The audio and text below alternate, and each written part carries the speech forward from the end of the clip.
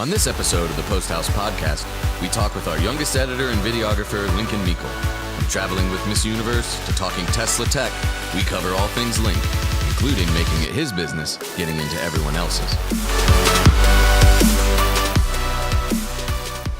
All right, welcome to another episode of the Post House Podcast. The one and only Lincoln. Hello, how are you? I'm good, Lincoln. So, you're a little bit new to the squad here.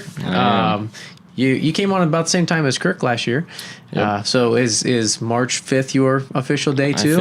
I think I'm 3 days after him. 3 days after, like you're a little busy doing some other stuff? Same week, though. Same week. Started the same week. Yep, you guys were some private contractors for a few months and then now officially full-time here. Right. So it's a big step for me. Yeah. So what's, tell me a little bit about like what kind of got you in the business? I mean, this is your first like full time, if you would put it like that. Yeah. After graduating from Ohio University, this would be my first full time job. Cool. So if you want to know a little bit about like how I got into media. Yeah. Tell me like what like I mean I know, but tell everybody like how you got into this. Like I mean, I have to tell you like when we did the interview process, like it was pretty fun. Like so this guy shows up, Lincoln shows up. He's in a suit.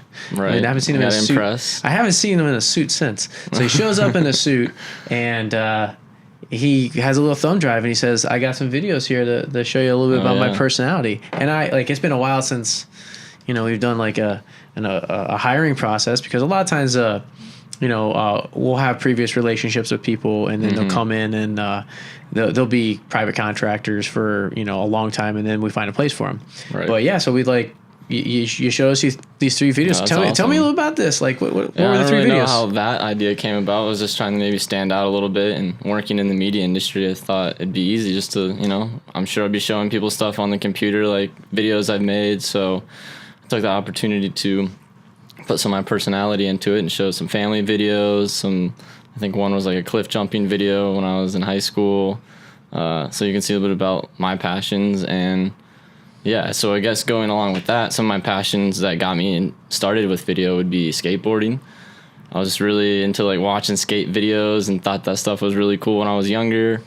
And I don't know, I was talking to my dad one day about what I should do after high school and what I should do in college and career-wise. He's like, well, I always see you out there making skate videos and you're always watching skate videos. Maybe there's something in video that we could do. I could turn into a career, and we just kind of looked into that. Narrowed down our schools and our choices, and it's led me to where I am today. Cool. So, we talk a lot about, personal fulfillment, creative fulfillment, and professional fulfillment. Obviously, we get paid, to do this stuff. But tell me a little bit about like the personal side of things, like in relationships that like, being a little bit new to the business, you don't have these real long-term relationships, but, relationships matter. So like, How did you find out about us? There was a relationship connection there, wasn't there?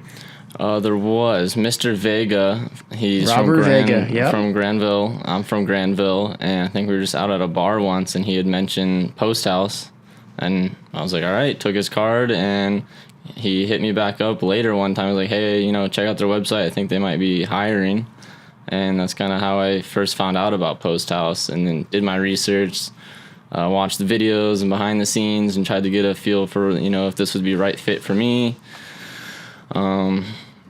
So I don't know. Relationships are very important in the media industry, and I know that's how we run our business here at Post House, and it's important in basically any industry, really. But yeah, I don't know how to tie that back in. But it is like Vegas. So like Robert, he was a client at Lane Bryant, and then he went off to another underwear place out of New Jersey. The name is Bare Necessities. And we've known Robert for a long time. Rick and Scott worked with Robert for a long time. And Vega's a great guy. And, so when anytime a gleaming recommendation comes from Robert Vega, we're going to take a peek. So, that was pretty cool. So there's, the relationship side of thing runs deep. Going back to that point, actually, I think every job I've really gotten has been through like a recommendation or because I knew somebody.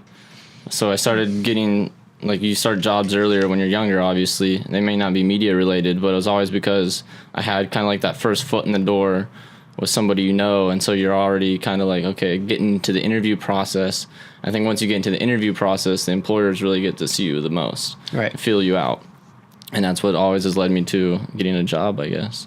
through those connections. Yeah, and so personally, like, what's fulfilling here? Like, what kind of like tickles your fancy about the media industry and creative problem solving and all the things that we do here? Like, what's fulfilling? Well, the here? biggest thing for me when I picked this post house as a place to work was the variety of projects we work on. I didn't want to narrow myself down to just working for like a news channel or just being a part of a cast on like a big movie set. Here, I really thought I feel important because we're a little bit smaller group and I get to play multiple roles and work on multiple projects. And especially being younger, I think that opens a lot of doors for me to learn the most because we're working on lots of different things. Even like doing this podcast now is something new to me. So yeah, I don't know. No, it's great. So it kind of you get your creative fulfillment out of it too, right? Yeah, So tell me a little about the creative fulfillment side of Post House, or at least the work that you get to do, even outside of work. Right. So even being the newer guy here, I feel I do get to do quite a lot. I work with John doing a lot of the production stuff, and then I work with a lot of the editors. One thing that's been new for me is learning the motion graphics. That was kind of the first title I guess I applied for, was to be a motion graphics assistant and work with Tony. And he's been teaching me a lot about that and After Effects. But fulfillment-wise, it's just all around learning editing, shooting, all the Adobe stuff. There's so much to learn in media. So just every day being able to be around that and work towards being better and honing in my craft, that's fulfilling in itself. So you get to do a lot of our BTS pieces. So most of the BTS pieces that we've produced in the last almost a year now. Yeah. It's been your footage. Mm-hmm. Walk me through your process and like what you're looking to capture for BTS. So BTS stands for behind the scenes. Right, Most people know that, but right. I first started shooting some behind the scenes stuff in college, and I guess I really liked the idea of moving the camera around. And a lot of our more produced shots, you're on a tripod and you're really looking at every asset or every aspect of what you're filming. Behind the scenes, I think it needs to be more raw, roaming around, seeing the set, seeing the people in action, obviously. So with that in mind, I just take a camera on a little Steadicam and talk to people, try to be friendly, and just get what I can. And it really comes together in the edit, I suppose. Putting a little 1-minute recap of what we did that day. And one project we worked on was the CBJ headshots. That's probably been my favorite behind the scenes video to this date. It was like a 2 or 3 day ordeal. There's a video shoot and there's like a separate photo shoot. So there's a lot of behind the scenes to capture, and because of that, a lot of footage, and we had a lot of players. It just turned out to be a good video, I think. Cool. So we're going to talk about a few things like, you like skateboarding. Mm-hmm. Action sports, really. Action sports. Yeah. I'm going to do a little rapid fire here. Oh, okay. I'm being put to the test. Well, yeah. Fortnite or Halo? Oh, okay. Oh, pick one? Yeah, you got to pick one. Oh, probably Halo. Coke or Pepsi? Coca-Cola. Okay, but what about Mountain Dew? You're extreme. Well, I don't really drink a lot of soda or no? pop, whatever you decide to call it. Yeah. Well, what do you call it, soda or pop? I call it Coke. So everything's Coke? My parents always, or my mom was always like, you call it a Coke. And I think one time she said that she got asked, hey, do you want a Coke? And she said yes. And then the waiter said, well, what kind? And she was just thrown off by that because it was just like a Coke was a Coke. So that's what. So where's she from? Like what region? Northeast Ohio, farmy-ish town. So okay, so every soda was It was just a Coke or a Pepsi. Like, so I know, like, and they always were Coke people. So it's like soda, there's pop, and then there's people who call it just soda pop, Coke, soda pop, and then people call it Coke. It's very southern to be, I think, soda. I think Ohio, it's more of like a pop thing. It is pop. Right. I don't know where all that. We're gonna have to put a little. But my map. roommate's from New York, and he calls it soda. So we have this really weird. All right. So what we're gonna have to put up the graphic that shows the regions of who call people call soda. Exactly. Where's pop? I've done one of those Myers-Briggs types tests for something like that, where you go in and answer questions by yourself, and they tell you what you call things.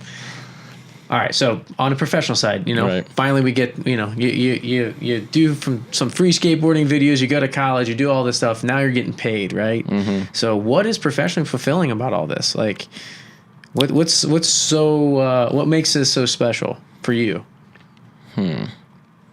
Well, I guess the first thing that comes to mind is the storytelling aspects. Okay. I guess when you're younger, it's a lot of you're just filming things and putting together videos that maybe look cool or super effecty or whatever you would call that.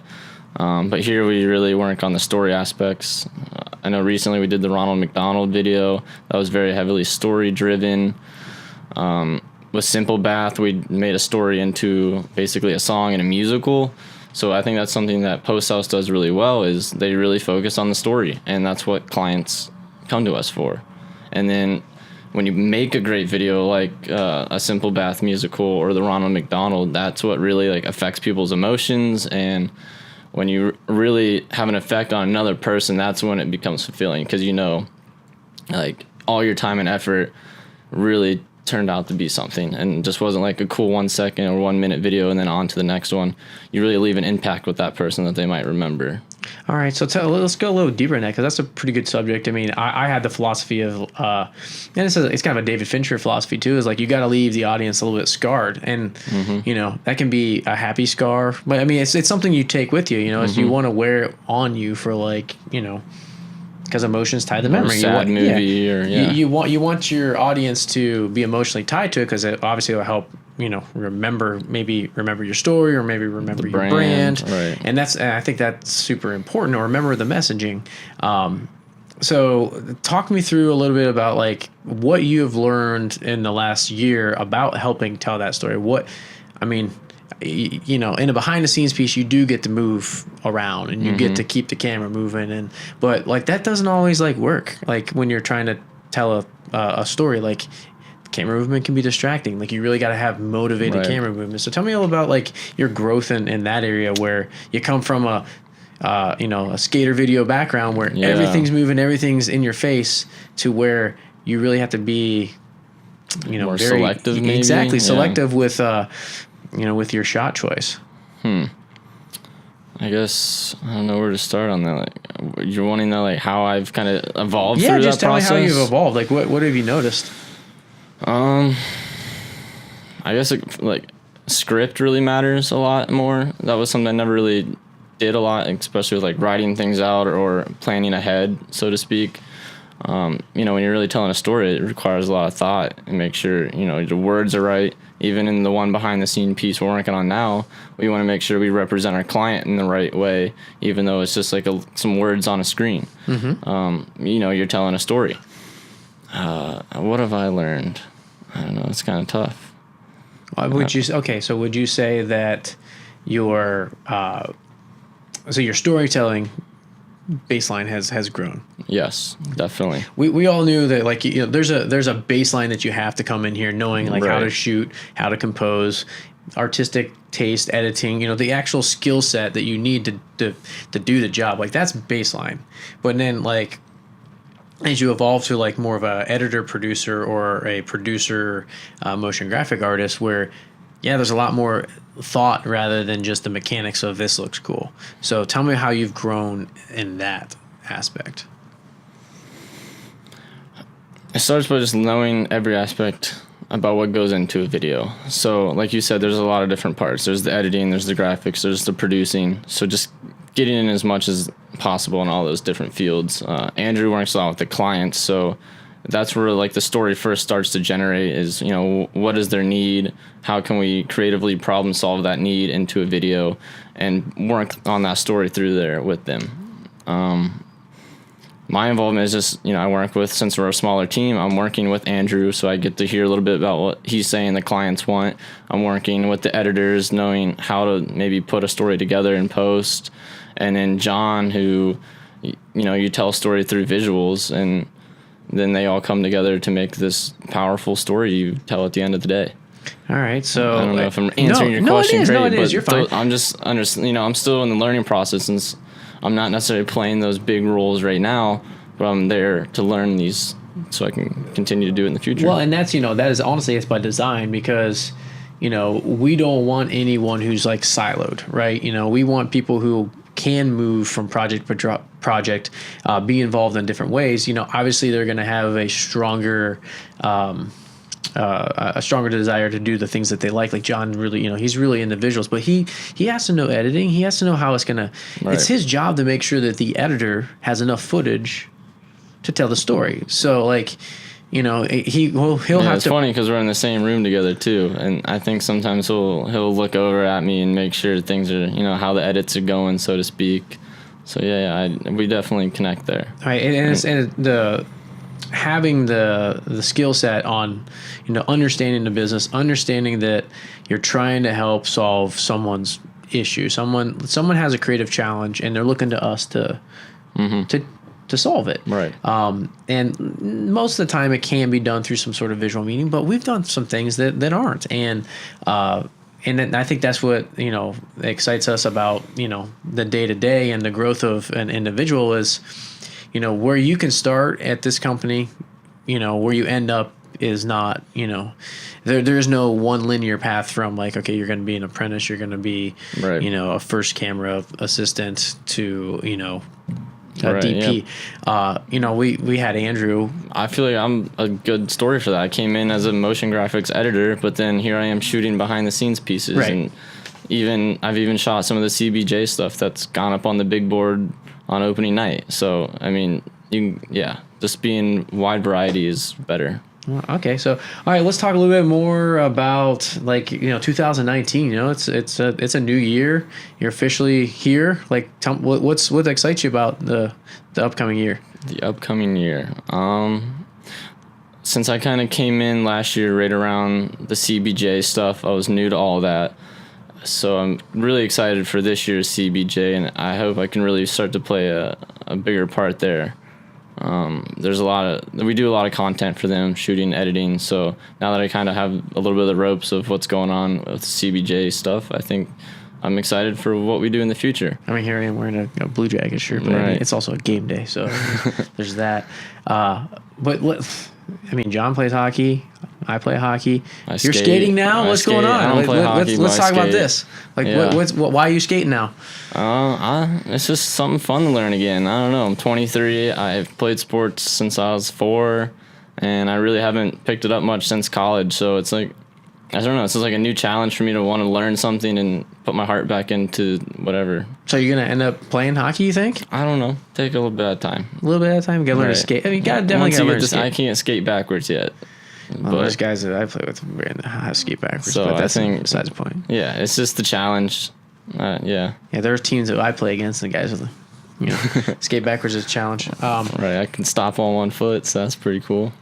Well, you got a skateboarding background, so you understand. Right, you understand like the concept of balance a little bit. Right. I mean, a lot of guys who are. But it's new, so that's why I find it so fun to just get out. Like I went today by myself for the first time, even though I usually go with John or Kirk or whoever.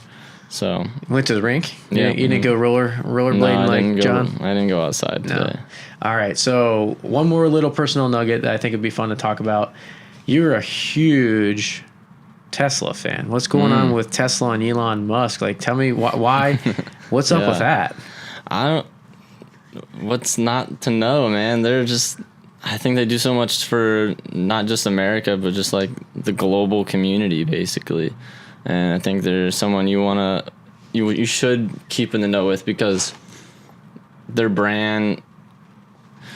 So when you want to, like, we do a lot with brands and we want to sell the brand, tell the story for that brand, right? Tesla's brand, they have a product that almost sells itself, I think, because it's innovative and I guess what am I trying to, I'm missing the right word here. It's harder to come up with a product and force that product to sell to someone versus a product that sells itself, I guess. I don't know if that's making sense. So basically what you're saying is a lot of times there is a supply and you're selling to the demand. Right. But in this way there's a demand for a product. Demand, exactly. And then he's finding the solutions to finally get that product to people. I don't know if that's articulated totally correct, right. But I think I understand what you're saying. I mean, I'm a big fan of the brand. I I'm not necessarily a Tesla fan, from a environmental standpoint, but more from a science and tech standpoint, like the innovation. Like I'm not like, whoa, Tesla's gonna save the world, because the energy still comes from somewhere else. It does come. He does have some solar, products and things like that. But at the end of the day, it's the engineering, it's the passion, it's the entrepreneurship. That's why I'm a big fan of Tesla and Elon. But I would say that it's fun to see someone like yourself, like so passionate about a brand, and every time every now and then I'll walk by and you're watching some Tesla video, or you're watching some. Like every Monday I watch like a Tesla Time News type video. Now guys. On YouTube. So yeah, it's just fun to keep in the know and to keep up with technology. And I would keep your eye open for them in the future. Well, of course. I mean, are we going to Mars on a Tesla or what? No, I would be cool. I think it'd be cool in my lifetime to be able to go to the moon. Okay. Like let's say like a vacation to the moon. Like a vacation for a weekend, instead of going to Florida on the beach or something. You could just go live in a moon hotel for 2 days. Spend Saturday. What would you call a moon hotel? If you had naming rights on a moon hotel, what would you call it? Moontopia? Maybe? Moontopia? I don't know. Like it could, since it'd be such a new world, it would be kind of a utopian place. All right. I don't know. The moon man himself. If Elon made this sweet hotel, I'm sure people would want to go. But he'd rather go to Mars than the moon. You're right. That's a stepping ground. Right. Okay. All right. The way I see it, my parents got to see someone go to Mars or go to the moon, so I think it'd be sweet in my generation to see someone go to Mars. All right. It'd be like that big next step. Just like my guy back there, the giant leap for the big moon. Yeah, one giant leap for mankind, right? You're right. Think differently. Yeah. So. All right. So before Post House, you're fresh out of college, but you did get to do some pretty cool stuff. I mean, I did. You kind of got to work for Miss Universe, is that right? That's right. That's right. Tell me a little about your Miss Universe experience. So that was an awesome experience. So far, I was kind of like one of my peaker moments in life. I got to move and live in New York City for half a year. I got to travel the world, so I spent some time in Indonesia with Miss Universe, and a big Indonesian pageants are a thing over there. But yeah, I learned so much with Miss Universe. The biggest thing would be working with clients, which would be Iris or Deshauna or Kyra, any of the title holders, and just being more comfortable with telling people how to act in front of the camera, so to speak. Okay. That was kind of like my first step into working with, oh my gosh, Miss Universe has all these millions of followers, and now it's up to me to tell her how to pose in front of a photo. Like, that was something I was not prepared for. And yeah, spending time there, really learning that aspect and directing and how to produce is really got me to where I am basically now. So. All right, so that job, I mean, for a young guy doesn't suck, right? It does not suck. Get to run around with a bunch of my first week was models. New York Fashion Week, so it was very hectic. First day on the job, basically. So you're running around what, camera and you're editing too? Like what's your role in this? So there was two. I was an intern, so there were two of us, me and my friend Henry, and we were even living together. So it was like, traveled to work together, did the same job, travel home. It was kind of a cool experience that way.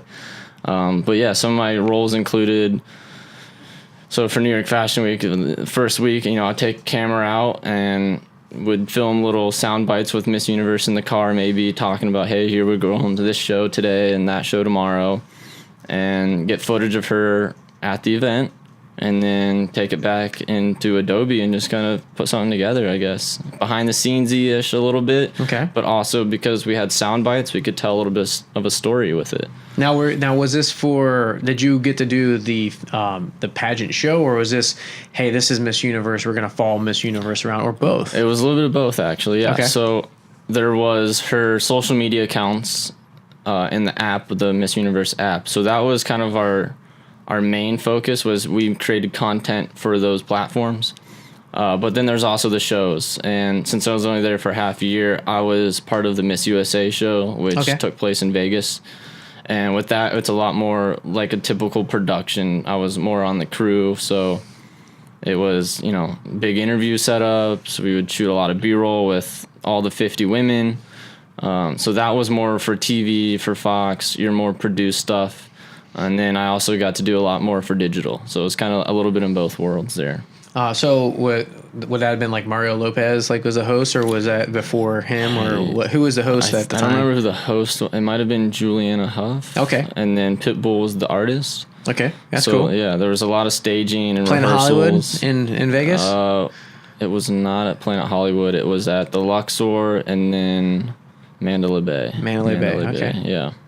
So what did you get to do? So you get to travel. Like where'd you go? You said you went to. I was in Indonesia. So how was that? How long of a flight was that? It was forever. It was like 24 hours from when I left New York till I was finally in Indonesia in my hotel, basically. And how long were you there? One good week. Did you have some downtime, or was it like work? It was basically like 7 to 10. 7 to 10 every day. It was like full days every day. Yeah, I mean that's we get to travel quite a bit, but there are right. It's work, I mean, especially when we're traveling with clients, like you're on the whole time. Your sun up because that's when the good light is to sun down when the good light is. Exactly. And then you usually go hang out for dinner. And, so you gotta think about it from Miss Universe's perspective. She's only there for a week and has to basically see all of Indonesia. So it's really hard to. Yeah, it was a very packed week. Okay. And then you get back at 10, and I have to do the editing from 10. So my day wasn't even done at 10. It just started. That was second job started, right? Right. Yeah. The shooting was over at 10, and then editing started. So how late would you go into the editing? And just till about midnight-ish, 2 hours. Couple hours. Yeah. You just like more collect footage. More sort through the good and bad, and then I would send that off for someone at the Miss Universe offices, and then they would kind of put stuff together. Gotcha. So overall, pretty good experience. So, obviously we do a lot of travel and stuff here at Post House. So, with your travel experience, like, have you talked to John about how to properly pack for a big long trip? I should give him some tips. I fit everything in one backpack, and I had to even give up my other carry-on because Miss Universe had so much stuff coming back. So you got to imagine, I'm like holding all, I'm getting on this plane, holding all kinds of stuff, tripod around my neck, full backpack, overflowing, the neck pillow. But yeah, traveling's fun. So we have this little travel, a little travel joke, but like when we carry all our cameras on, because we want to make sure we take our expensive cameras with us so they're on carry-on, and we do like a 2 backpack setup, right? Okay. So like, we usually travel with A camera and a B camera, and like an accessories thing. So we have these backpacks. But if you're familiar with the movie The Hangover, Zach Galifianakis, that's right. He's got the baby on his the double backpack. Yeah, so we do the double. So we do the double backpack. So we call that the Carlos because the baby's name was Carlos. Carlos. So when we do double backpack, we call that Carlos. Call the front one the Carlos. Yes, get your Carlos going. Yeah, so that was basically what I had. I had the tripod in the front and my backpack. Went Carlos style, huh? A little bit, right? Cool. So. All right. So, well, thanks, man. I appreciate your time today. I hope I did well enough explaining a little bit about me and kind of some of the stuff I do here. No, absolutely. We'll catch you next time. Thanks, man. Awesome. Thanks for having me on. Yep.